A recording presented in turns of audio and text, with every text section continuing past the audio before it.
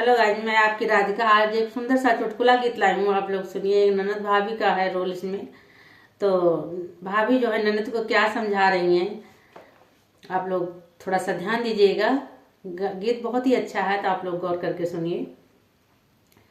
Jeans पहन के ऐठ के चललो जाबो जा बजरिया, जीन्स पहन के ऐठ के चललो जाबो जा बजरिया, इतना करा जीन फैसनवा जुलुम ढाबो ना नदी, एक दिन नैहर नाम निशानवा तू मिटबू ना नदी, एक दिन नैहर नाम निशानवा तू मिटबू ना नदी, हमरे सासुरो जी के नमवा दगवा लगबू ना नदी, हमरे ससुरो जी के नमवा दगवा लगबू ना नदी, तुहू लगबू ना नदी, तुहू लगबू ना नदी, एक दिन नैहर नाम निशानवा तू मिटबू ना नदी।